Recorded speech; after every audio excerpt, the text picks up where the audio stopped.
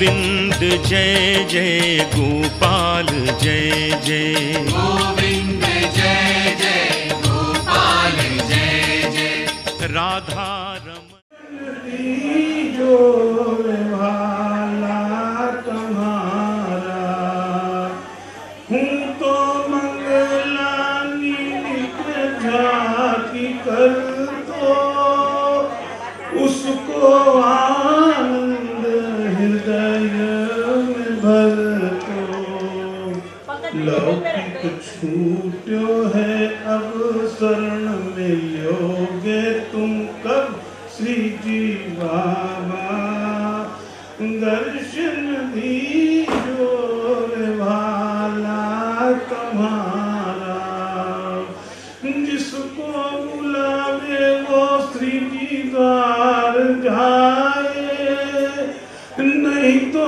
जाकर भी दर्शन न पाए भाव जिसके जैसे दर्शन होंगे वैसे श्री जी बाबा दर्शन दीजो रे भाला तुम्हारा हूँ तो सदा ना स्वार्थ माँ पतायो मारू तारू कहीं पछतायो सब कुछ रहेगो यहाँ जीव जब जाएगो वहाँ श्री जी बाबा दर्शन दीजो भाला तुम्हारा लगनी ऐसी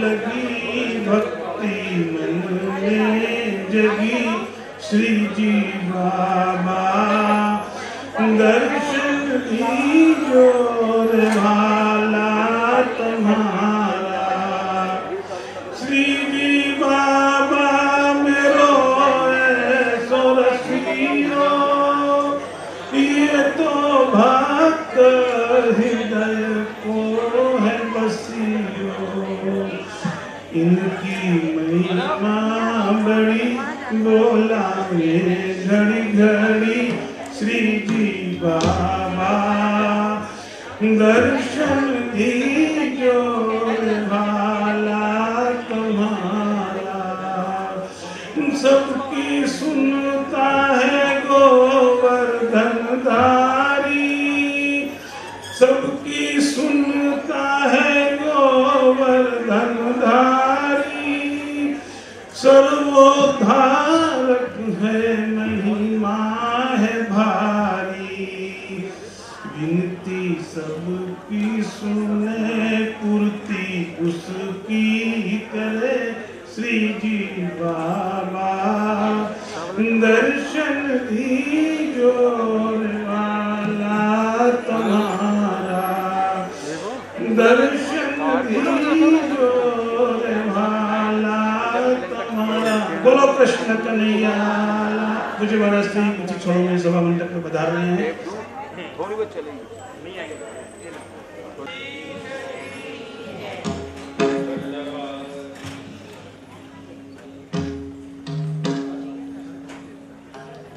बोलो वल्लभ विठ्ठल गिरधारी श्री यमुना जी की बलिहारी बोलो वल्लभ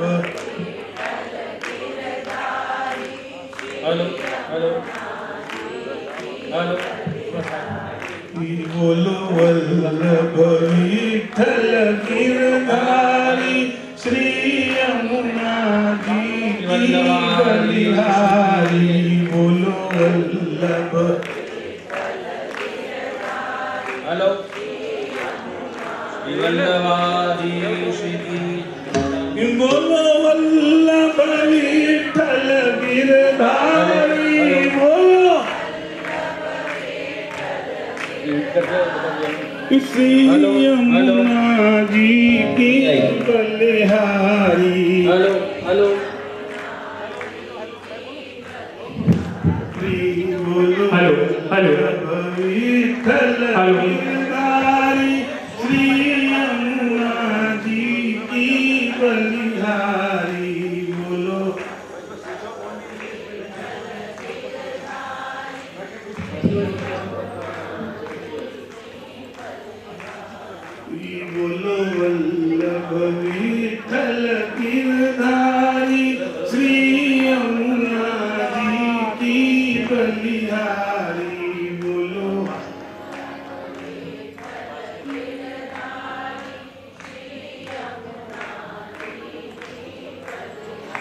श्री यमुना जी की बलिहारी,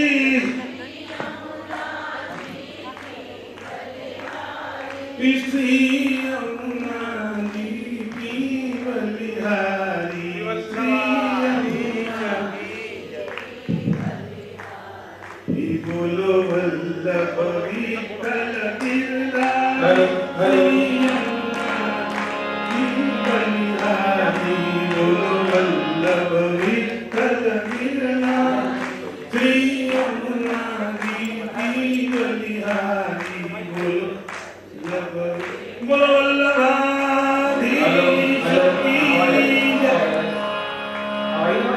આપણે કયા બોલ કે આપણે લોકો ऐसे बोली आवाज देखो भाई कैसे अपन पढ़ रही आवाज तो हमने यस किया ना આપણે લેન્સ બસ આને આ રહે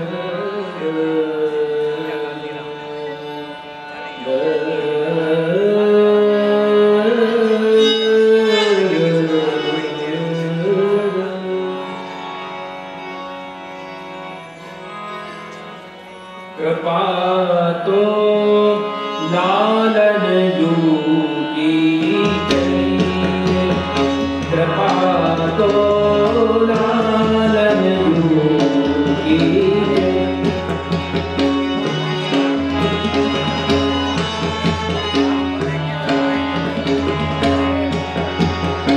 कृपा तो लालन जू की जय,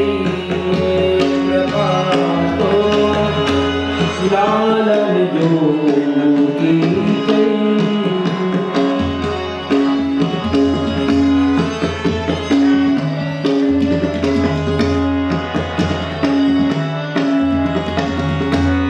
इन्हें करी करे तो आती, इन्हें करी करे तो आती, अपने से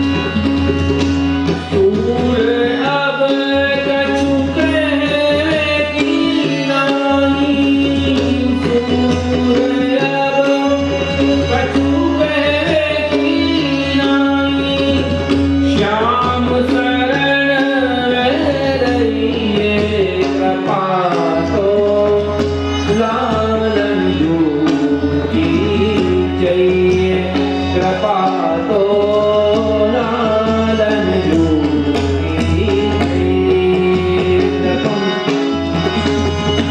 लालन जोगी चाहिए कृपा तो लालन जोगी लालन जोगी चाहिए कृपा तो लालन जोगी चाहिए सूर्य भगत मेरी रानी सूर्य भगत मेरी रानी श्याम शरण में रहिए कृपा तो लालन जोगी चाहिए कृपा तो लालन जोगी चाहिए कृपा लालन जोगी लालन जोगी लालन जोगी चाहिए। बोलो वल्लभाधीश की जय, श्याम सुंदर श्री यमुने वाणी की जय, बोलो गिरिराज धरण की जय। श्री दक्षिण दिल्ली गुजराती मंडल एमसी दिल्ली श्रीमाली सोनी मित्र मंडल के तत्वावधान में आज भ्रमर गीत व्याख्यान माला का चौथा दिवस है। हम सभी को पूज्यपाद गोस्वामी श्री 108 श्री राजकुमार जी महाराज के वचनामृत का सुंदर लाभ मिल रहा है और गुजराती समाज दिल्ली के इस ऑडिटोरियम में हम सभी वैष्णवजन इसका आनंद ले रहे हैं। आज कार्यक्रम का चौथा दिन है, यूँ कहा जाए गुजराती में आज छेल्लो दिवस। आज हम अपने कार्यक्रम की पूर्णता को, हमारा कार्यक्रम समाप्त नहीं होता, कार्यक्रम पूर्णता को प्राप्त करता है, तो आज हमारा कार्यक्रम पूर्णता को प्राप्त करेगा। आज पूज्य महाराज श्री मंच पर विराजमान हो चुके हैं और उनका स्वागत करने के लिए मैं सर्वप्रथम आज आमंत्रित करता हूँ श्री महेंद्र भाई पटेल, जो हमें आरती को माला धरा करके, उसके बाद कपिल सोनी जी, बालकृष्ण जी सोनी, प्रवीण भाई सोनी, गिरधर कुमार एवं महेंद्र जी भाई, ये सभी लोग आ जाए महाराज जी को माला धराने। महेंद्र जी पटेल, कपिल जी सोनी, बालकृष्ण जी सोनी, प्रवीण भाई सोनी, गिरधर कुमार और महेंद्र जी भाई।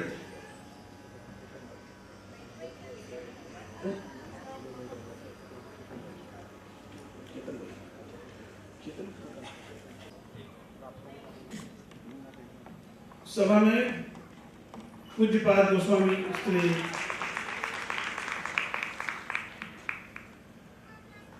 हिलक कुमार जी बाबा साहब भी विराज रहे हैं। आप जी को माला धराने के लिए मैं अक्षय वैद्य नाम है और आप जी को माला धराने।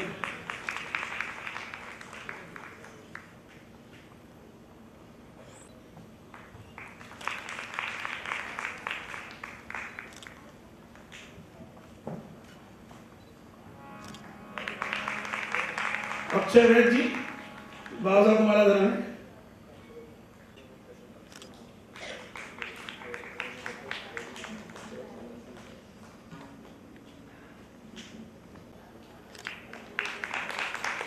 पूज्य प्राची जी महाराज विराजमान है। योगेश बत्रा जी आए हैं पूज्य बाबा साहब को माला धराने। योगेश बत्रा मेहता, आरती बेन जवेरी, ज्योति बेन सोनी, अर्चना बेन અને ચંદ્રિકા બેન, એ લોકો આવે ને બહુજીને માલા ધરાવે।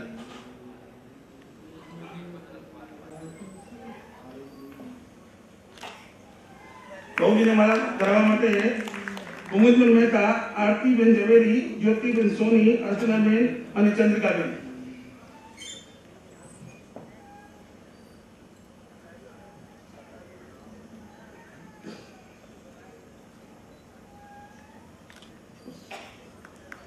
अब आज का कार्यक्रम जो कि भ्रमर गीत का आज कमल से शुरू होने वाला है।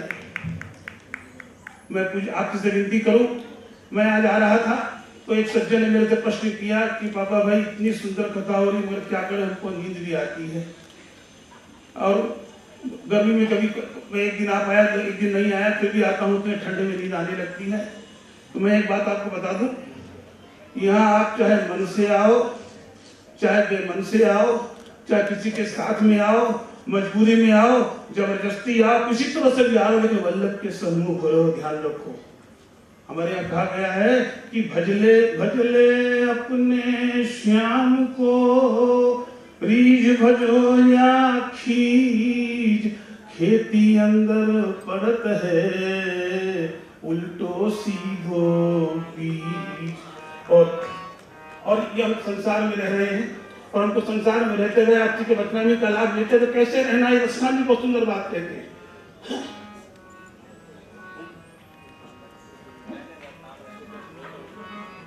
किशन कुमार जी आपसी को माला धरा है। रसखान जी के 4 लाइन कहकर मैं आपसे को विनती करूंगा कि सुनिए सबकी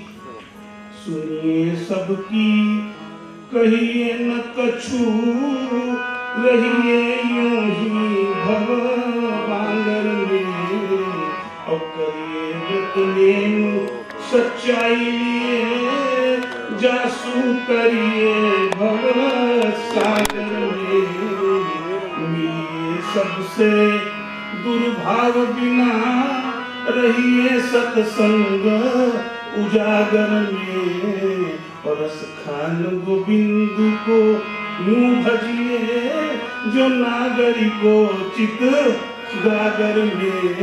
रसखान गोविंद को यूं भजिए, जो नागरिको चित गागर। यहाँ जो लोग भी आ रहे हैं ध्यान रखिएगा, जब तक आपकी प्रकृति आपसे नहीं मिलेगी आप न बैठ नहीं सकते। हमारे यहाँ कहा गया है कि प्रकृति मिले मन मिलत है, और अन्न मिलते न मिलाए। दूध दही से जमत है, और नींबू से फट। क्योंकि नींबू भी खट्टा है और दही भी खट्टा है, लेकिन उससे प्रकृति नहीं मिलती।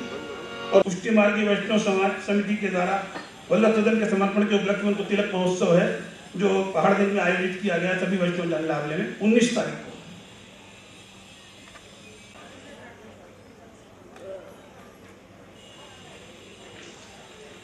बर्हापीडं नटवरवपुः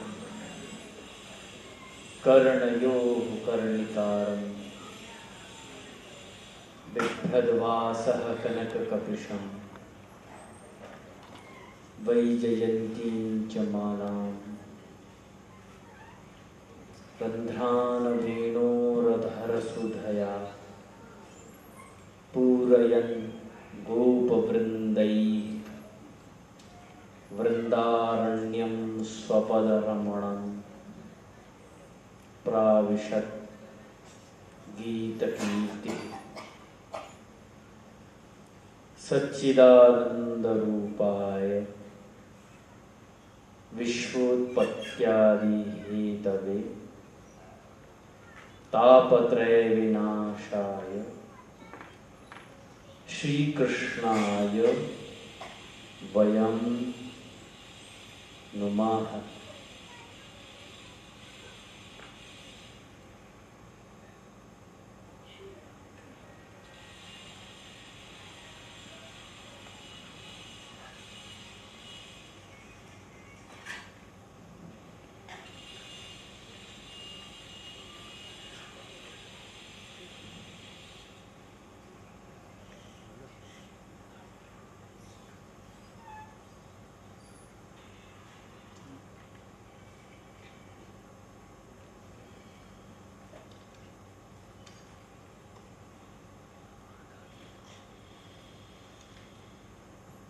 समय आज कम है स्नेहितों, इसलिए हम बड़े शीघ्र इस यात्रा पर चल पड़ेंगे। ये माइक की आवाज़ थोड़ी ज़्यादा हो सकती है। कोई है? हाँ, अब ठीक है।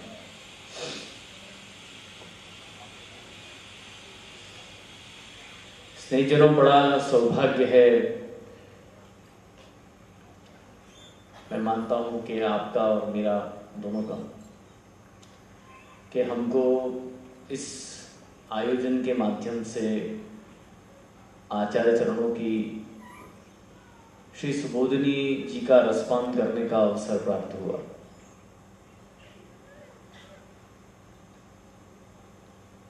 जहां तक मैं समझता हूं श्री सुबोधिनी जी पर आधारित व्याख्यान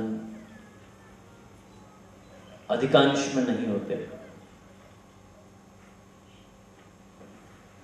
उसका कारण ये बताया जाता है कि भाई सुबोधिनी जी बड़ी कठिन हैं,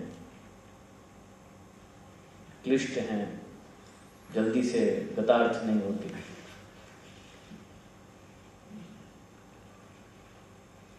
परंतु ये कठिनाई, ये क्लिष्टता ऐसा नहीं है कि पहली बार मेरे या आपके सामने आई हो। ये कठिनाई तो स्वयं श्री गोसाई जी प्रभु चरणों के सामने बहुत काल पहले आ चुके। यदि नहीं आई होती तो आप श्री सर्वोत्तम में ऐसा क्यों लिखते, यद्यपि दुर्बोधम सुबोधम स्याद यथा तथा तन्नामाष्टोत्तरम। ये जो 108 नाम श्री महाप्रभु जी के आप श्री ने लिखे श्री सर्वोत्तम स्तोत्र में, उसमें आप श्री आज्ञा करते हैं कि यद्यपि आचार्य चरणों की वाणी बड़ी दुर्बोध है, स्वयं आज्ञा कर रहे हैं, लेकिन वो सुबोध बन जाए इसलिए उनके मंगल नामों की रचना में करता है। एक बात। दूसरी बात यह है कि 252-84 वैष्णवों की वार्ता में श्री पद्मनाभ दास जी की वार्ता आती है। उनकी पुत्री का नाम था तुलसा। तुलसा के साथ प्रभु सानुभाव जताते, वार्तालाप करते।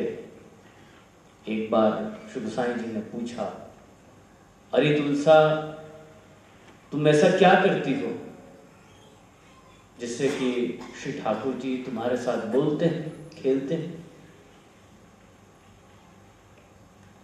तो तुलसा ने उत्तर दिया कि महाराज, हम तो पेट भर खाते हैं और रात को खूब चैन से सोते हैं, हम तो कुछ नहीं करते। परंतु हाँ, जब समय मिले, अवसर पड़े, आचार्य चरणों के ग्रंथों का अवगाहन कर लेते हैं। इससे ये बात सिद्ध होती है कि आचार्य चरणों के नामों का श्रवण करने से, उनके ग्रंथों को पढ़ने से, उसमें ये सामर्थ्य, शक्ति भरी है कि ठाकुर जी तक सानुभाव जताने लगते हैं। जब ठाकुर जी सानुभाव जताने लगते हैं तो श्री आचार्य चरणों की वाणी भी अवश्य, यद्यपि दुर्बोध है, तथापि सुबोध हो जाएगी। और बहुत कहीं दूर जाने की आवश्यकता नहीं है। आचार्य चरण हमारे साथ में यहाँ विराज रहे हैं, पास में ही हैं, निकट ही हैं। उनकी वाणी पढ़ के सुना रहा हूँ, अपनी खुद की कथा नहीं कह रहा हूँ। जो आपने लिखा वो सुना रहा हूँ। और ये मंगलाचरण जो किया जाता है आरंभ में, ऐसी शास्त्रीय परंपरा भी है कि भाई कार्यारंभे मध्ये अन्ते च मंगलम आचरन्ति इति शिष्टाचारः। कार्य के आरंभ में, मध्य में और अंत में मंगलाचरण गाना चाहिए। तो मंगलाचरण जो मैं यत्किंचित कहता हूँ और उसके बाद ध्यान करता हूँ, तो वो ध्यान एक आचार्य चरणों का बड़ा सुंदर सा स्वरूप विराजता है मेरे निवास स्थान पर, ठाकुर जी के पास में। तो ऐसा ध्यान करता हूँ कि साक्षात उनके चरण स्पर्श कर रहा हूँ। यत्किंचित अनुभूति होती है कि आप श्री ने चरण स्पर्श दिए, और ऐसी विनती करता हूँ कि जो कहूँगा आपकी कृपा से कहूँगा और आप ही कहलाएंगे। वस्तुतः मेरी या अन्य किसी की सामर्थ्य नहीं है कि जो वस्तुतः कृष्ण है, वास्तव में कृष्ण स्वरूप ही हैं, अन्य देतत के भूतल पर आचार्य के मर्यादा में विराजे, ये और बात है। ये आसुर व्यामोह लीला है आप श्री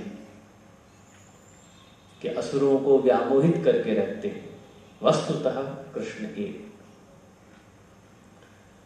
और एक बात, हम रोज ये बात कहते हैं,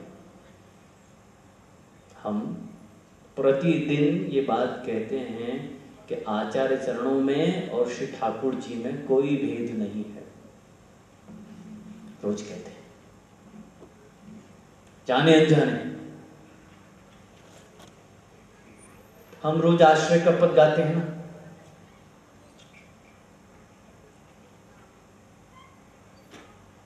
सूरदास जी का आश्रय का पद गाते हैं, दृढ़ इन चरणन केरो भरोसो। इसका अर्थ क्या होता है कि मेरा इन चरणों में दृढ़ भरोसा है। और क्या कहे, साधन और नहीं या कली में। ऐसा कोई साधन अब इस कली काल में बचा नहीं है।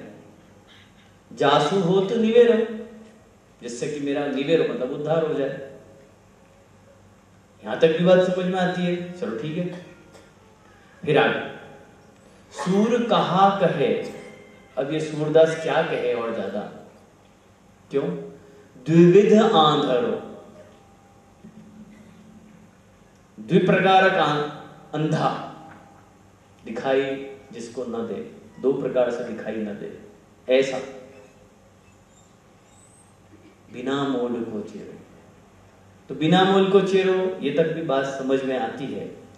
लेकिन द्विविध आंधरो क्या है, कभी विचार करिए, इसका तात्पर्य क्या होता है? ये दो प्रकार से अंधा होना, ये क्या है? अरे व्यक्ति यदि अंधा होगा तो एक प्रकार से होगा, आंखों से नहीं दिखाई देता, बात खत्म। पर सूरदास जी कह रहे हैं द्विविध आंधरो। कभी आपने विचार किया इसके मायने क्या है, इसका अर्थ क्या है? कोई कहते हैं ऐसा है कि भौतिक दृष्टि से चर्म चक्षु थे तो सूरदास जी अंधे थे ही, क्षमा करें मेरी भाषा को, सामान्य बता रहा हूं, उनको दिखाई नहीं देता। और आंतरिक दृष्टि से भी उनको दिखाई नहीं देता, इसलिए कहते हैं द्विविध, दो प्रकार से अंधा। ये तो बात गलत हो जाएगी, क्योंकि हमारे अष्टछाप कवि हैं, जो कीर्तनकार हैं, उनके लिए ये बहुत दृढ़तर सिद्ध बात है कि उन्होंने जैसा देखा वैसा गाया। सूरदास जी की परीक्षा तो गिरधर जी आदि बालकों ने भी की। श्री ठाकुर जी को एक बार बिना वस्त्र धराए यूं ही पधरा दिया। देखें सूरदास जी आज क्या गाते हैं। सूरदास जी ने झट गाया, देखियो रे आज हरि नंगम नंगा, छोटे छोटे लालन हमारे यूं ही विराज गए हैं। तो ऐसा कहना तो गलत हो जाएगा, आंतरिक दृष्टि तो है। फिर ये द्विविधता क्या है, ये प्रश्न अपने स्थान पर वैसा का वैसा बना रहता है। इसका उत्तर यह है स्नेहीजनों,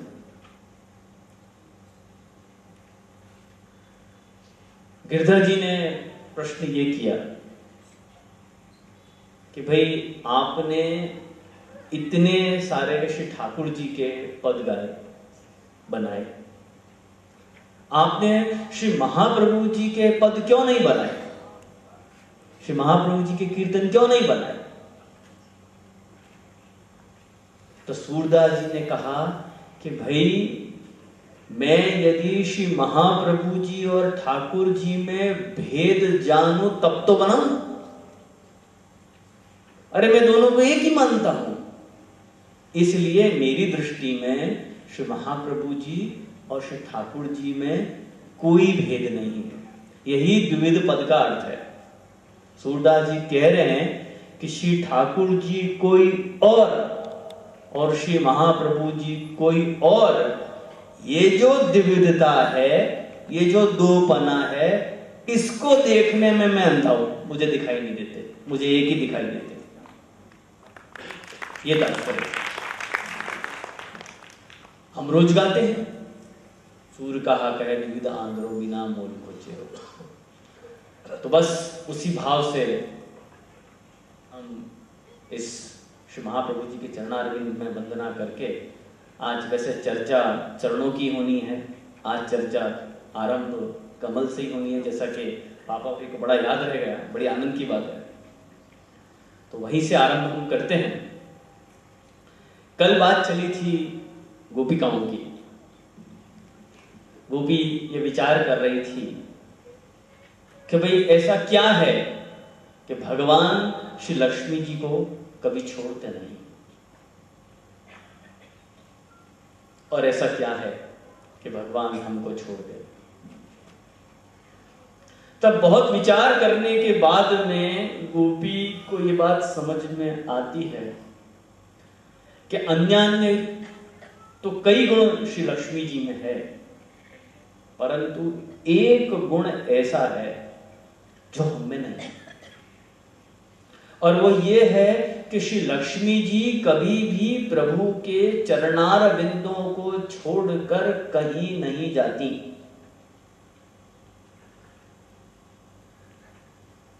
जहां जहां प्रभु पधारते हैं, लक्ष्मी जी उनके पीछे पीछे पधारती।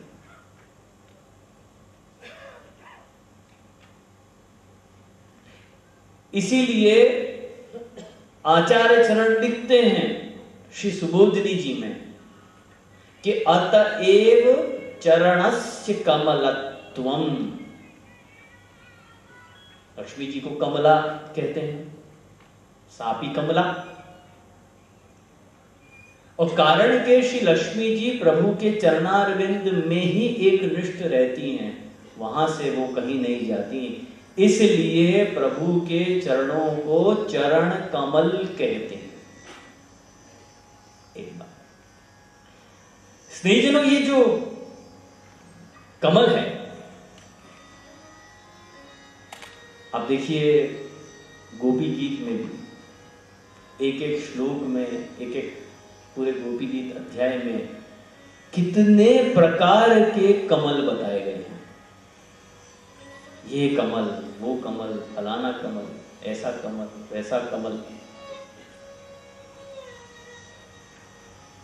और तो और हम क्या कहते हैं, चरणारविंद,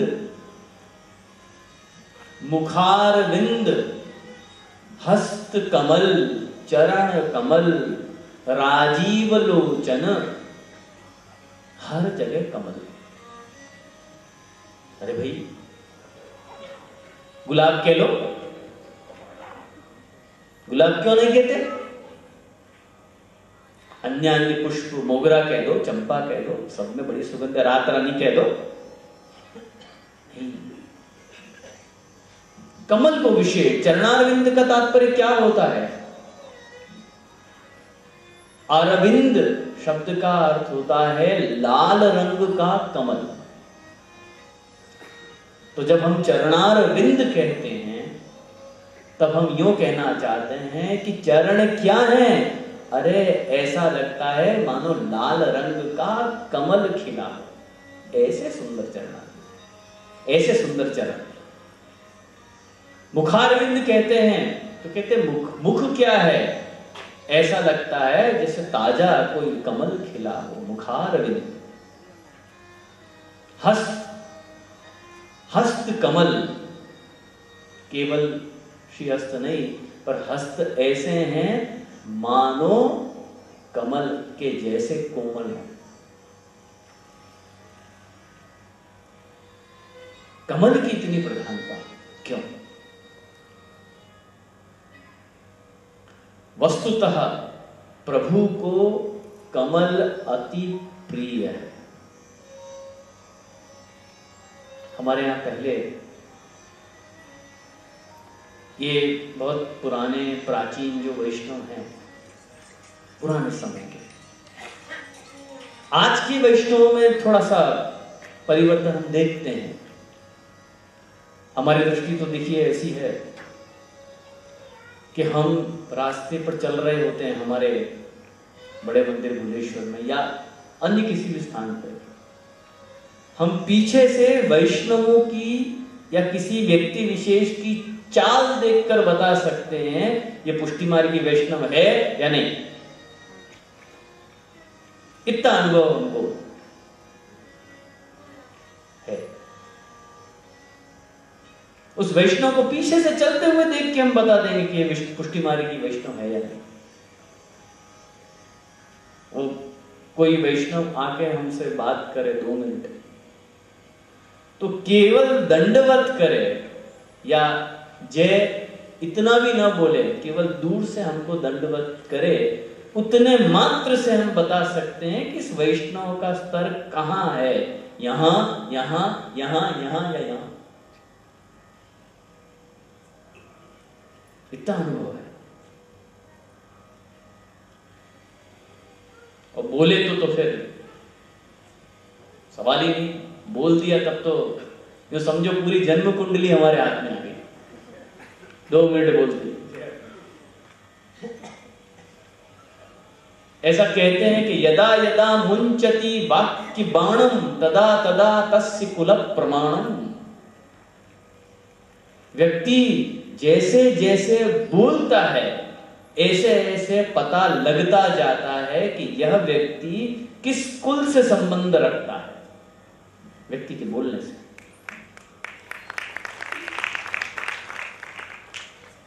तो जो प्राचीन वैष्णव है, पुराने, आज थोड़ा सा परिवर्तन हम देखते हैं, लेकिन प्राचीन वैष्णवों को आप ध्यान से कभी देखना। जैसे यहाँ काफी प्राचीन हमारे वैष्णव बैठे हुए हैं, अपने रमेश भाई हैं, मनोहर जी हैं, चोपड़ा जी हैं, हमारे यशपाल भाई, कुमार बंधु, सारे ये सब बड़े प्राचीन वैष्णव। आप कभी भी देखना ऐसे कोई भी प्राचीन वैष्णव जब ठाकुर जी के सन्मुख जब खड़े रहते हैं या वल्लभ कुल के सामने जब खड़े रहते हैं तो हाथ जोड़ना होता है, तो वो हमेशा यों हाथ जोड़ते हैं। ये अंतर होता है। उनको भी नहीं पता, वे भी नहीं जानते, या वे भी ज्ञानपूर्वक ऐसा नहीं करते, पर स्वतः संस्कार ऐसे हैं कि हाथ हमेशा यूं ही जोड़ते हैं, यूं नहीं जोड़ते, दोनों हाथ ऐसे नहीं जोड़ते। आजकल के वैष्णवों को आप देखना, वे यूं हाथ जोड़ेंगे, दोनों हाथ चिपके हुए। पुराने वैष्णव थोड़ा सा यूं खोले। क्यों? क्योंकि इस हथेली को एक कमल के पुष्प का आकार दीजिए, ताकि ठाकुर जी जब हमको देखें, हम ठाकुर जी को देखते हैं, हमको प्रसन्नता होती है, तो सीधी बात है, पर ठाकुर जी को भी हमको देखकर प्रसन्नता हो, तो एक हथेली को कमल का पुष्प का आकार देके प्रभु के सामने खड़ा होना होता है। क्योंकि ठाकुर जी को कमल स्वभावतः प्रिय है। क्यों? ऐसा क्यों? कमल ही क्यों प्रिय है? क्या कारण है? तो उस समय जब भागवत में प्रसंग आता है कि मगरमच्छ ने गजराज का पैर पकड़ लिया। गजराज बड़ा अभिमानी था, बड़ा बलशाली था, और मगरमच्छ ने जब उसका पैर पकड़ लिया, काफी समय तक युद्ध चला। मगरमच्छ जल में अधिक बलशाली हो जाता है, उसने गजराज को खींचना शुरू किया। जब अंत में गजराज ने देखा कि अब मेरी शक्ति सर्वथा क्षीण हो गई है, मृत्यु दिखाई देने लग गई, तब अंत में जाके उसने प्रभु को पुकारा। प्रभु आए, गजराज को बचाया। बचाने पर उस गजराज ने प्रभु को एक कमल का पुष्प भेंट किया। चित्रों में आप देखते हो ना, एक गजराज जो है वो कमल का पुष्प अपना लपेट कर भगवान को समर्पित कर रहा है, ऐसा देखते हो ना। बस ये वहीं का प्रसंग है। तो कमल का पुष्प भेंट किया। श्री आचार्य चरण सुबोधिनी जी प्रकट करते हैं, आप श्री लिखते हैं कि भाई एक बात बताओ, विचार आता है कि गजराज ने कमल का ही पुष्प क्यों भेंट किया, अन्य किसी वस्तु को भेंट क्यों नहीं किया? तब आप श्री लिखते हैं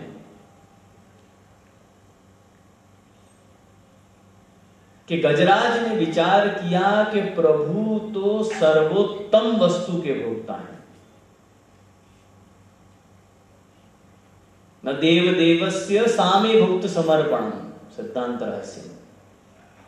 प्रभु को अर्धभुक्त, सामे भुक्त या हमारे उपयोग हो चुकी ऐसी वस्तु भेंट नहीं करनी चाहिए, सर्वोत्तम वस्तु भेंट करनी चाहिए। लेकिन गजराज देखता है कि इस संसार में समस्त वस्तुएं ब्रह्मा जी की जूठन है। सब वस्तुओं को ब्रह्मा जी ने बनाया है, कोई भी वस्तु सर्वोत्तम नहीं, ब्रह्मा जी ने बनाया। लेकिन एक जगह दृष्टि जाती है गजराज की कि जो सर्वथा उत्तम है और उसको ब्रह्मा जी ने नहीं बनाया।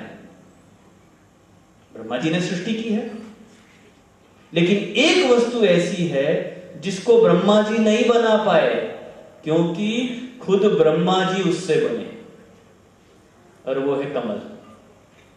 उसने बताया ये चीज है जो कि सर्वोत्तम है, इस संसार में सबसे उत्तम है, इसलिए उसने कमल का ही पुष्प भेंट किया।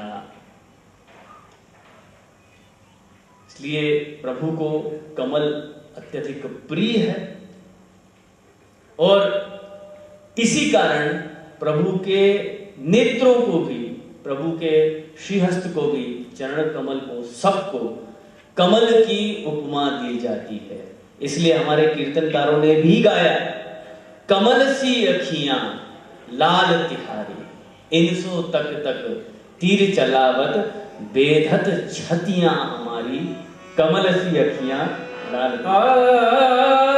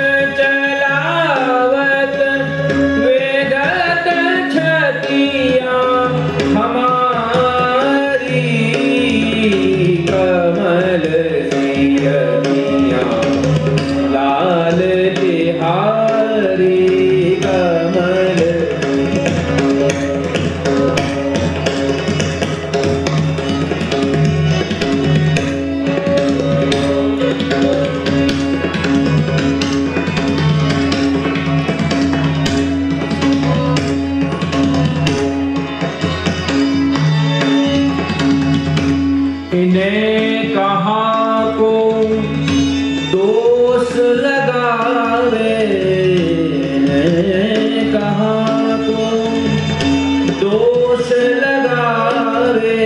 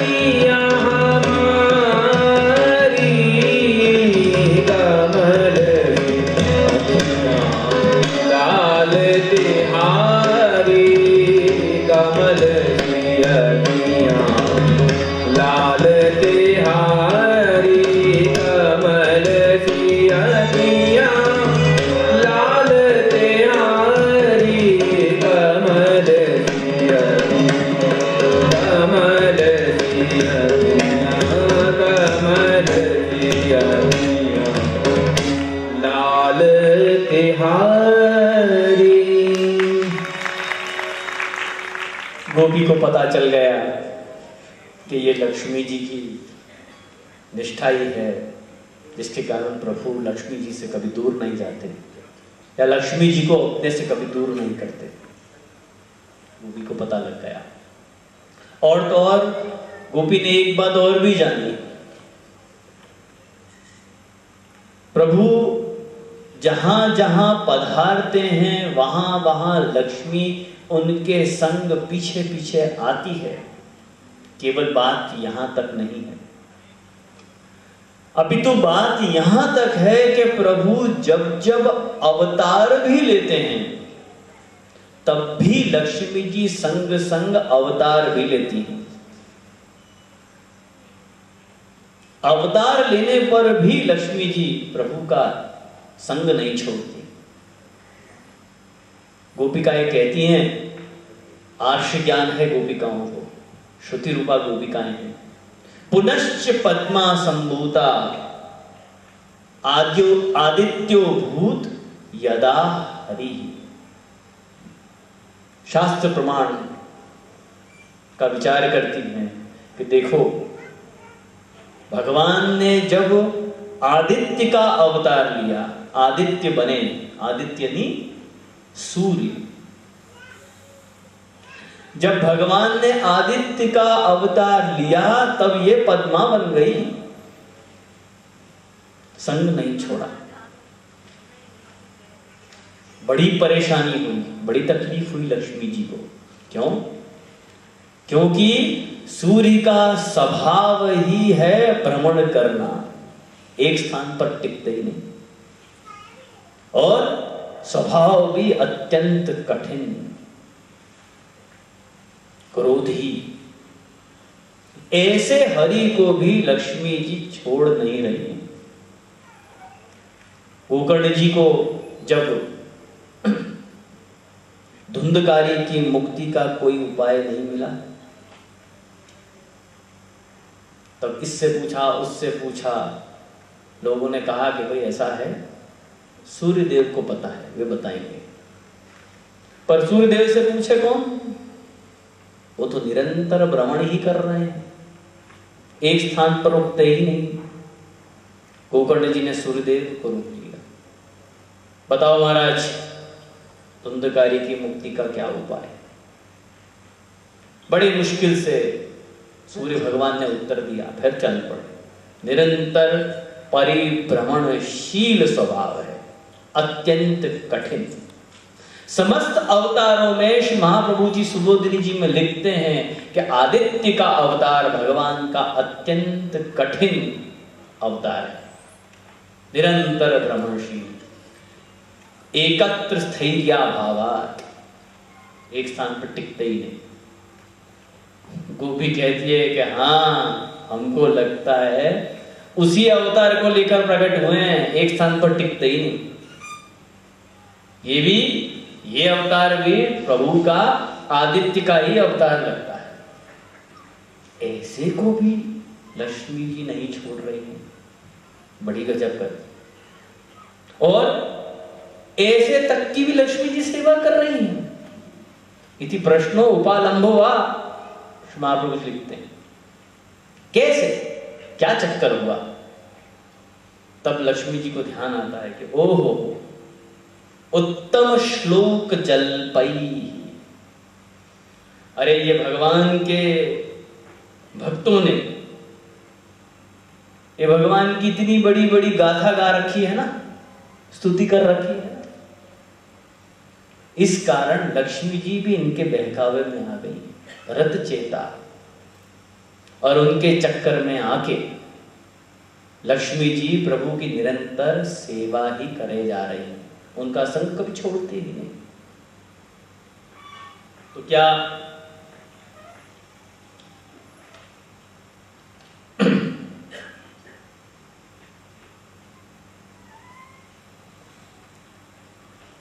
लक्ष्मी जी के पास समझ नहीं थी?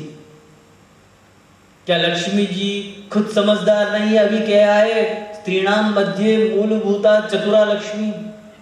क्या लक्ष्मी जी को प्रभु का ये स्वभाव ज्ञात न हुआ? तब गोपिकाएं विचार करती हैं कि भाई ऐसा है कि इस संसार में लक्ष्मी जी से भी अधिक कीर्ति भगवान के भक्तों की है। भगवान के भक्त, उनका प्रभाव लक्ष्मी जी से भी अधिक है। इसलिए लक्ष्मी जी की युक्ति, लक्ष्मी जी की चतुराई भगवान के भक्तों के आगे नहीं चली। क्यों? क्योंकि भगवान के भक्त लक्ष्मी जी से कहीं अधिक बढ़कर होते हैं, भगवत भक्त, क्योंकि वे भगवान के ही होते हैं। स्नेहीजनों, जो भगवदी हैं, जो भगवान के भक्त हैं, याद रखिए, स्मरण रखिए कि उनके माथे पे बोझा नहीं है। एकदम हल्के फुल्के वे आनंद मंगल कर रहे हैं इस संसार में। लेकिन जो भगवदी नहीं है, जिन्होंने भगवान का आश्रय नहीं लिया, वे इस संसार में कष्ट पा रहे हैं, प्रतिदिन केवल कष्ट पा रहे हैं। लेकिन जो भगवदी हैं, जिन्होंने भगवान के चरण कमल का आश्रय लिया हुआ है, उनके जीवन में कोई कष्ट नहीं है। वे वास्तव में इस जीवन का, इस जन्म का आनंद ले रहे हैं। स्नेहीजनों, हमको दुखी नहीं रहना है। हमको दुखी होने का कोई अधिकार नहीं, हम क्यों दुखी हों? हम क्यों कष्ट भोगें? हमको तकलीफें क्यों आनी चाहिए? अरे हम सुखी रहेंगे, हम आनंद में रहेंगे, हम कष्ट क्यों पाए? नहीं पाना चाहिए। ऐसा क्या है कि जिससे हमको कष्ट ही कष्ट मिल रहा है? क्या इतने वर्षों में कभी किसी संसारी व्यक्ति ने ऐसी सुबह देखी है? इतने वर्षों, किसी की आयु 20 साल की, 30 साल की, 40, 50, 60, 70, 80, विचार करिए, किसी भी व्यक्ति में जो संसारी है उसकी बात हो रही, भगवती की बात नहीं हो रही। जो संसारी है, क्या उसने कभी ऐसी नींद से जाग कर ऐसी सुबह देखी है जिसमें वो ये कह सके कि आज मैं परमानंद में हूं, मेरे माथे पे कोई बोझा नहीं है, मुझे कोई कष्ट नहीं है, मुझे आनंद ही आनंद है?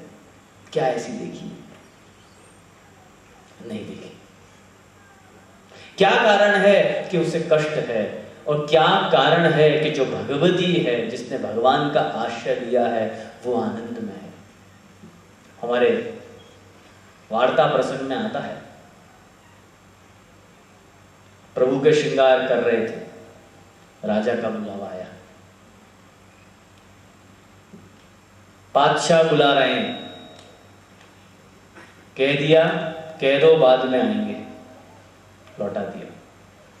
बादशाह को बड़ा क्रोध आया, फिर भेजा, चलो इसी के इसी वक्त बुलाया है, बोले कह दिया ना बाद में आएंगे, पहले सेवा पहुंचेंगे उसके बाद आएंगे। तीसरी बार बुलाया कि चलो वरना सर कलम कर दिया जाएगा। तब तक संयोग से सेवा पूरी हो गई थी, वैष्णव चल पड़े। बादशाह ने पूछा, क्यों? बहुत ज्यादा अपने आप को समझते हो, हमारे बुलाने पे भी नहीं आए, चलो तुम्हारा सर कलम कर देंगे। वैष्णव चुप खड़ा।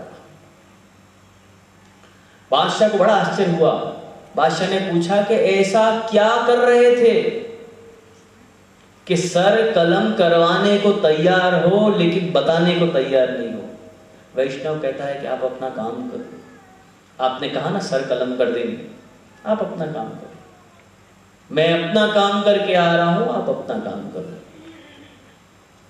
भक्तन को कहा सीकरी सो काम, आवत जात पनैया टूटी, बिसर गयो हरि नाम, जाको मुख देखे दुख उपजे, ताको करनो पर्यो प्रणाम। इतनी हिम्मत, इतना मादा तब के वैष्णव में था कि अकबर बादशाह के मुंह पे ये बात कह दी कि जिसको देखकर दुख उपजे उसको प्रणाम करना पड़ रहा है। ऐसी हिम्मत, ऐसी दिलेरी केवल भगवती में हो सकती है। तीन जनों एक नाव में बहुत सारे यात्री प्रवास कर रहे थे, बड़ी सी नाव, यहां से वहां, एक स्थान से दूसरे स्थान यात्रा कर रहे थे। अचानक से समुद्र में तूफान आया, नाव हिचकोले खाने लगी। थोड़ी देर के बाद स्थिति बहुत ज्यादा गंभीर हो गई, दौड़ भाग मच गई, चीख पुकार मच गई, लोग यहां वहां भागने लगे। पता चल गया कि अब ये नाव डूबने से बचेगी नहीं, तूफान बहुत गहरा है। लोग ये करें, वो करें, फलाना करें, ढीकना करें। कोई ने कहा कि भाई जितना भी सामान है हमारे पास में सब समुद्र में फेंक दो, जान है तो जहान है, फिर कमा लेंगे। वजन हल्का करो, ये करो, वो करो। इतनी सब दौड़ भाग में एक व्यक्ति नाव के एक कोने में बड़ी शांति से हाथ बांध के बैठा हुआ, एक टक स्तब्ध दृश्य देख रहा है। उसकी पत्नी आई, बोला, अरे तुम कैसे पति हो? यहां मृत्यु सामने है, हम सब मर जाने वाले हैं, सब कुछ डूब जाने वाला है, ये नाव बचने वाली नहीं है। अरे कुछ करो, उठो, दौड़ो, भागो, कुछ प्रयत्न करो, कुछ तो करो। कैसे हो? उस व्यक्ति ने अपनी पत्नी को पास बुलाया, यहां बैठा। पास में झोला पड़ा था, उस झोले में से एक छुरा निकाला और छुरे को निकाल के उसकी गर्दन पर धर दिया। बोल, काट दूं? मरने वाली है ना, चलो अभी मर जाते हैं। उसकी पत्नी हंसी, बोले अरे तू हंसती क्यों है? गले पे छुरा रखा हुआ है, तुझे डर नहीं लगता? पत्नी हंसकर बोली, डर कैसा, तुम मेरे पति हो, तुम थोड़ी मुझे मारोगे। बोले देख, जैसा भरोसा तुझको तेरे पति पे है, ऐसा भरोसा मुझको मेरे स्वामी पर है। कि चाहे मृत्यु सामने हो, लेकिन हमारा बाल भी बाका नहीं होगा। क्षिप्रम भवति धर्मात्मा शश्वत शांतिं निगच्छति कौन्तेय प्रतिजानीहि न मे भक्तः प्रणश्यति। भगवत गीता भगवान कह रहे अर्जुन से, तो क्षिप्रम भवति धर्मात्मा। अरे अर्जुन, मेरे भक्त का बाल भी बांका नहीं होता, ये बात मैं क्या कहूं, मेरा सखा होने के नाते तू इस बात को पूरे संसार को बोल। कौन्तेय प्रतिजानीहि न मे भक्तः प्रणश्यति। मेरे भक्त का कभी विनाश नहीं होगा। और तो और प्रभु स्वयं श्रीमद् भागवत में आज्ञा करते हैं, छिन्द्याम स्वबाहुमपि। आपसे आज्ञा करते हैं कि जो मेरे भक्त का अहित करता है, मैं उसका सर्वनाश कर देता हूं। और तो और दूसरों की बात तो जाने दीजिए, भगवान कहते हैं कि यदि मेरी खुद की भुजा भी यदि मेरे भक्त के विरोध में उठे, तो मैं अपनी भुजा भी काट कर फेंक दूं। छिन्द्याम स्वबाहुमपि। अब आप विचार करिए कि इससे अधिक कम वा दयालु शरणम व्रजेम, और इससे अधिक किस दयालु की शरण में हम जाएं? तो लक्ष्मी जी से भी अधिक जय भगवत भक्तों का है, ये बात जानिए। इसलिए लक्ष्मी जी निरंतर प्रभु की सेवा ही करे जा रहे हैं, प्रभु को छोड़कर कभी जाती नहीं। भगवत भक्तों के वचन लक्ष्मी जी ने सुन रखे हैं, चरणारविंद को छोड़कर वो कभी नहीं जाते, क्योंकि जहां प्रभु हैं वहां पे लक्ष्मी जी आएंगी ही आएंगी, और जहां लक्ष्मी जी हैं वहां प्रभु आएंगे ही आएंगे। इसीलिए गोपी गीत में भी वर्णन आता है, जयति तेधिकम जन्मना व्रजा श्रयत इंदिरा शश्वत अत्र ही। श्री महाप्रभु जी गोपी गीत के सुबोधनी में आज्ञा करते हैं कि जयति तेधिकम जन्मना व्रजा श्रयत इंदिरा शश्वत अत्र ही। भगवान व्रज वैकुंठ को छोड़कर यहां व्रज में पधार गए। भगवान वैकुंठ में विराजमान थे, लेकिन यहां व्रज में पधार गए। तो भगवान के पीछे पीछे ये लक्ष्मी जी भी वैकुंठ छोड़कर अब यहां ब्रज में ही निवास करने लगे। लेकिन जो यहां नीचे आई, देखा कि मेरे जैसी हजारों लक्ष्मी जियां तो यहां पहले से ही हैं। इसलिए लक्ष्मी जी भी ब्रज में इस प्रतीक्षा में है कि भाई इन सब लक्ष्मियों में, इन सब गोपियों में, अरे मेरा अवसर कब आएगा। जयति तेधिकम जन्मना व्रजा श्रयत इंदिरा शश्वदत्र ही। बड़ा सुंदर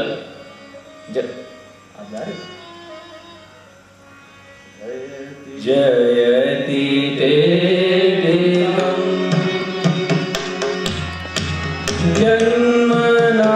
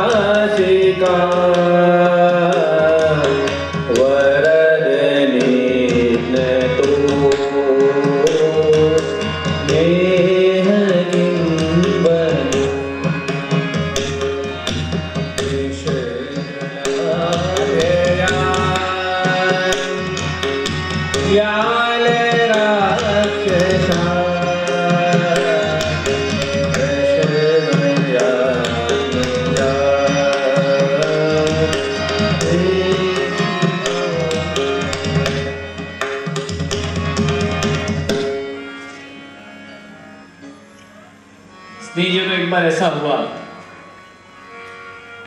कि एक मंदिर पहाड़ी की ऊंची चोटी पर था। अचानक से कथा याद आई। कोई राजा उसको भगवत दर्शन करने थे। उसने संदेश भिजवाया कि भाई मंदिर के पुजारी से कहो राजा दर्शन के लिए आ रहे हैं। मंदिर के पुजारी ने कहा राजा जी से कहो कि भगवान किसी की प्रतीक्षा नहीं करते, मंदिर के पट बंद हो चुके हैं, अब दर्शन नहीं खुलेंगे। राजा को बड़ा क्रोध आया। अरे तुच्छ पुजारी होकर राजा से ऐसी बातें करता है। राजा ने कहा कि भाई कह दो कि राजा का हुक्म है, मंदिर के दर्शन यदि पट बंद हो गए हैं तो पट को खोलो, राजा जी दर्शन करके ही जाएंगे। संदेशा गया। पुजारी ने कहा कि राजा से कह दो कि मैं भगवान का भक्त हूं, मैं किसी राजा से नहीं डरता। यदि एक बार पट बंद हो गए तो हो गए।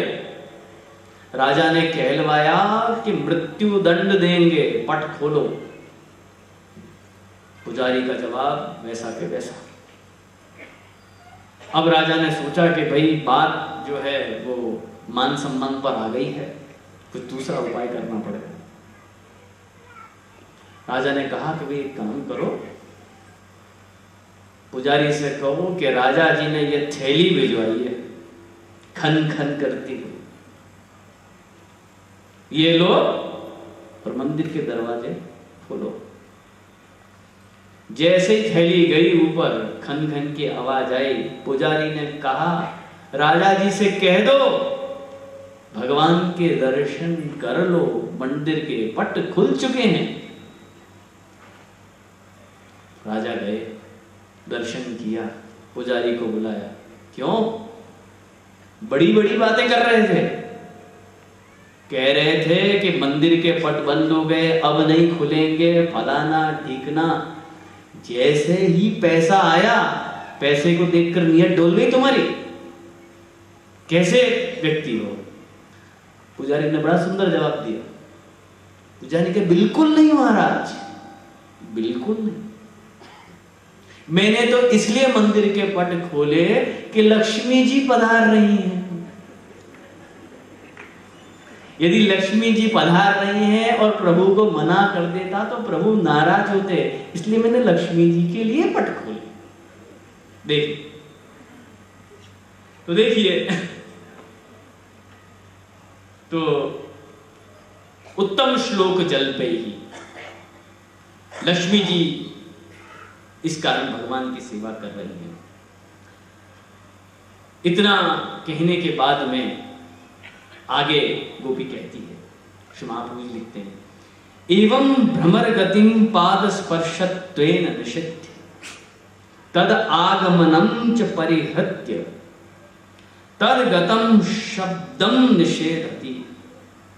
अब तक तो गोपी ने भ्रमर जो चरण स्पर्श करने आया केवल उसका ही निषेध किया, उसके आगमन का निषेध किया। अब उसे गुंजार करने से भी मना कर रही है। चुप बैठो, हमारे सामने मत गाओ, हमारे सामने क्यों गा रहे हो? गोपी कहती है किमिह बहुषडंग्रेः गायसी इह किम गायसी। अरे 6 पैर वाले भंवरे, अरे तू यहां क्यों गा रहा है? कितनी बढ़िया वायलिन बज रही थी, अब क्यों बंद हो गई? मजा अच्छा आ रहा था, मुझे आनंद आ रहा था। अब वायलिन थोड़ी सी, वायलिन का बात, ये जो साज है मुझे बहुत प्रिय है। हल्की हल्की इसकी ध्वनि आती है, हमको बड़ा आनंद आता है। वाह,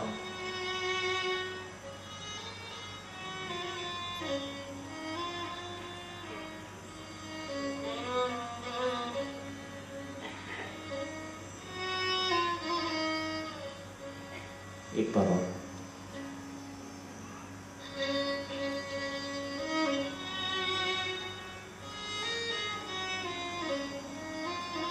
क्या गोपी कहती है, अरे भंवरे क्यों हमारे सामने गा रहा है, जले पे नमक छिड़क रहा है। जाओ, ये जो तुम्हारे यदुपति है ना, उनके सामने गाओ, वे खुश होंगे। कैसे हैं कि विजय सख सखी नाम गीयताम तत्प्रसंगः। तुम्हारे यदुपति जो हैं उनके सामने गाओ, और तुम्हारे यदुपति विजय सख, उनकी जो सखियां हैं, हमारी सौतने, जाओ उनके सामने गाओ, क्योंकि वे प्रसन्न हैं, वे खुश हो रही हैं, क्योंकि प्रभु उनके साथ है। हम तो बड़े दुखी हैं, हमारे सामने गाने से क्या लाभ? भाई कोई दुखी हो, उसके सामने गाओ तो उसके दुख को ही न तो और बढ़ाएगा, लेकिन जो खुश है, प्रसन्न है, उसके सामने यदि गाओ तो उसके आनंद की वृद्धि करेगा। गोपी कहती है, हमारे सामने मत गाओ। अब जैसे ही गोपी ने भ्रमर को कहा कि भाई यहां मत गाओ, तो भ्रमर उत्तर देता है। गोपी कहती है, बड़ा सुंदर संवादात्मक, आनंद लीजिए इस संवाद का। आप सभी श्री आचार्य चरणों की साक्षात सुबोधनी पढ़कर सुना रहा हूं। गोपी कहती है, हे षडंग्रे एह अस्मत् समीपे किमिति गायसी। अरे 6 पैर वाले भंवरे, हमारे पास आकर क्यों गा रहा है, क्या जरूरत पड़ी? भ्रमर कहता है, ननु अन्यत्र गंतुम अशक्त। भाई मैं और कहीं दूसरी जगह तो जाके गा नहीं सकता, इसलिए भाई आपके पास आके गा रहा था। गोपी बड़ी चतुराई से उत्तर देती है, अरे षडंगी, अरे 6 पैर वाले भंवरे, तू तो भागने में बड़ा चतुर है, 6 पैर हैं तेरे। ऐसा क्यों कहता है कि अन्यत्र नहीं जा सकता? 2 पैर वाला भी बड़ी तेज गति से भागता है, तेरे तो 6 पैर हैं, जा कहीं और जाकर गा।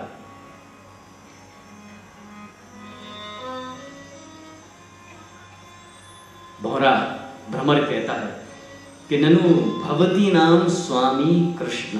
देखो भाई, ऐसा है कि ये इसलिए गा रहा हूं क्योंकि आपके स्वामी भी कृष्ण, और देखो भैया मेरे स्वामी भी कृष्ण, हम दोनों के स्वामी कृष्ण हैं। इसलिए यदि मैं आपके समीप रह के गाऊं वो ज्यादा ठीक है। भाई अभगवदियों के सामने क्यों गाऊं? तब गोपी कहती है, यदुनाम अधिपति। अरे छोड़ इस बात को, अब वो हमारे स्वामी नहीं रहे, अब तो किसी और के हो गए, अब वो यदुपति हो गए, इसलिए हमारे स्वामी अब वो नहीं रहे। अब तो यादवों के स्वामी हो गए, व्रज के अधिपति नहीं रह गए।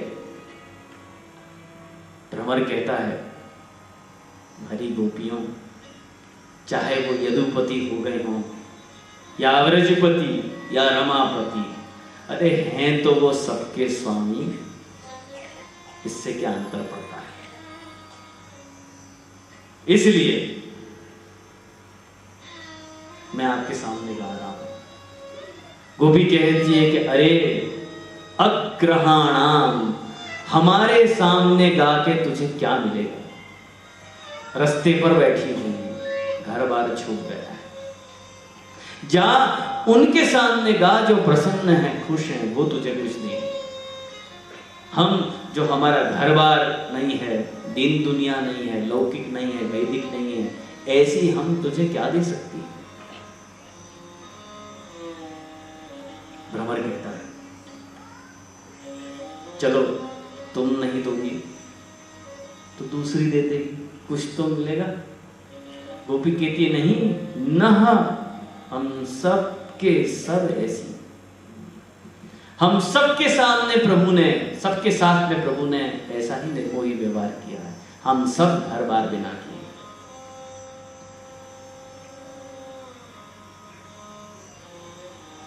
भ्रमर कहता है गोपियों सुन तो लो कि मैं क्या कह रहा हूं।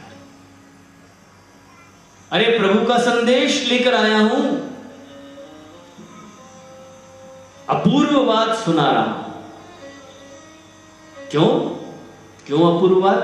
ये कथा आपने पहले नहीं सुनी होगी। क्यों? क्योंकि यदुपति हो गए, मथुरा की कथा सुना रहा हूं। आपके लिए नई बात है, सुन तो लो मैं क्या कह रहा हूं। गोपिकाएं कहती है कि हमारे लिए प्रभु की कोई बात नहीं। हमें पता है कि जैसा काम प्रभु ने यहां किया है तैसा ही काम मथुरा में भी किया होगा। प्रभु की कोई लीला हमसे छुपी हुई नहीं है। इसलिए बस कर अलम, अब हमें प्रभु की कोई बात नहीं सुननी है। स्नेहीजनों, गोपी बड़े क्रोध में है, नाराज है, प्रभु को खरा खोटा कह रहे हैं। लेकिन एक बात याद रखिए, ये प्रेम मार्ग है, इसमें वो सच नहीं होता जो हम कान से सुन रहे होते हैं या दृष्टि से देख रहे होते हैं, वो सच नहीं होता। एक बड़े अच्छे लखनऊ के शायर ने कहा, जहां से मैं चुप हो जाता हूं, जहां से मैं चुप हो जाता हूं, अरे वहां से मुझे सुनिए। मां भी अपने बालक को कहती है ना, अरे बड़ा शैतान है। उसका तात्पर्य बच्चे की शैतानी में नहीं होता, बच्चे की शैतानियों से को देख देख कर प्रसन्न होने में होता है। गुजराती में कहना बहु बदमाश है, बहुत तोफान करे छे, मां का प्रेम छलक रहा है। तो इस प्रकार के कठोर वचनों में भी गोपी का प्रेम ही है, अन्य कुछ भी नहीं। गोपी कह रही है अपने भगवान की बात करनी बंद कर, भंवरे हो यहां से चला जा, बहुत हो चुका, अब हमको नहीं सुनना। भ्रमर कहता है कि अरे गोपियों, बड़ी विचित्र बात कह रही हो। अरे भगवत गुणगान सुनने से भी किसी को विरक्ति आती है क्या? ऐसा होता है क्या? अरे भगवत गुणगान तो जितना सुनो उतना अच्छा लगता है। संसारे अस्मिन् क्षणार्धोपि सत्संगः शेव दृढ़, भागवत कह रही कि संसार में तो आधे क्षण का भी, एक क्षण उसका आधा भाग, उसका आधा क्षण भी सत्संग, सच्चा संग हम लोगों के लिए खजाने के बराबर होता है। अरे भला भगवान नाम सुनने से भी किसी को विरक्ति आती है का? क्या बोल रही है? गोपी बड़ा सुंदर उत्तर देती है। गोपी कहती है कि पूर्वम श्रवणेन ही वयम एवं जाता। अरे भैया देखो, जब हमने पहले ही, जब वो तुम्हारे स्वामी, तुम्हारे यदुपति जब इस ब्रज में थे, तब हमने उसकी खूब लीला कथा का श्रवण किया था। अरे उससे तो हमारी ये दशा हो गई है, रास्ते में पड़ी, कोई ठौर ठिकाना नहीं है, कहीं की नहीं रही। और इतो अधिकंच फलम न पश्यामः, और इससे अधिक हमको कुछ मिलने वाला हो इसकी कोई संभावना नहीं। पुनश्चक्षुष्यामः, अब इससे अधिक और सुनेंगी तो स्वरूपेणापि निवृत्ता भविष्यामः, तो ऐसा लगता है कि हमारा स्वरूप ही निवृत्त हो जाएगा। अब ये जो यत्किंचित देह बची है वो भी चली जाएगी, इसलिए भैया बस कर, इसके आगे की कथा हमको मत सुना। इति वरम एतद अपेक्षया अश्रवण में, गोपी कहती है, इसलिए बढ़िया तो यही है कि इससे अधिक हम अब तुम्हारे स्वामी की कथा न सुने। हाँ, जब कभी संसार में गिरने का भय होगा, ऐसी दशा हो जाएगी कि बस अब तो संसार में गिरने वाली है, लौकिक में पड़ने वाली है, तब सुना ना, लेकिन अभी नहीं। अब इससे अधिक हम सहन नहीं कर पाएंगे। प्रहलाद जी के बड़े सुंदर वाक्य हैं स्नेही जवान। प्रहलाद जी ने बड़ी सुंदर बात कही है, प्रभु से विनती की है विष्णु पुराण में। प्रहलाद जी कहते हैं, या प्रीति रविवेकानाम विषयेश्वन पायिनी। कितनी गजब की बात है। या प्रीति रविवेकानाम विषयेश्वन पायिनी त्वाम अनुस्मरतः सा मे हृदयान मापसरपतु। प्रहलाद जी कहते हैं, जिस प्रकार अविवेकी पुरुष, दुष्ट लोग, उनकी सहज प्रीति विषयों में होती है, संसार में होती है। कैसी होती है? अरे ऐसी होती है कि कभी वहां से छूटती ही नहीं, बस लगे ही रहे, व्यसन में ही लगे रहे। प्रहलाद जी प्रभु से विनती करते हैं कि हे प्रभु, ऐसी कृपा करना कि ऐसी प्रीति मुझे आप में हो जाए। त्वां अनुस्मरतः सा मे हृदयान मापसरपतु, और ऐसी हो जाए कि मेरे हृदय से वो कभी न निकले। गोपिकाओं के हृदय में भी भगवान के लिए ऐसी ही प्रीति। भ्रमर कहता है गोपी की बात सुन के, नहीं ननु वयम गायिका है। देखो भाई, मैं तो गायक हूं भैया, मैं तो गाता हूं, मैं तो अपने स्वामी के, भगवान के गुणगान करता हूं, गाना मेरा स्वभाव है। और आप भी तो भगवती हो, तो भगवती के सामने किसी भगवती का गाना तो उचित बात है ना, इसलिए मुझे गाना। गोपी बड़ा सुंदर जवाब देती है, अच्छा भगवती के सामने गाना है ना, चलो हम बताते हैं आपको भगवती कौन है, किसके सामने गाना चाहिए। विजय सख सखीनाम गीयताम तत्प्रसंगः। गोपी कहती है, विजय सख सखीनाम। नहीं जनों, ये शब्द जरा समझने जैसा है, एक 2 मिनट इस पर रुक के चलेंगे, इसको समझ के चलेंगे। विजय सख सखी, इसका अर्थ क्या होता है? गोपी कहती है कि विजय सख सखीनाम गीयताम तत्प्रसंगः। जिनको प्रभु ने आनंद दिया है, जो प्रसन्न है, खुश हैं, जाओ उन सखियों के आगे गाओ। कैसी?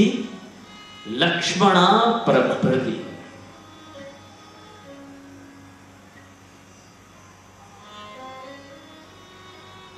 विजय सख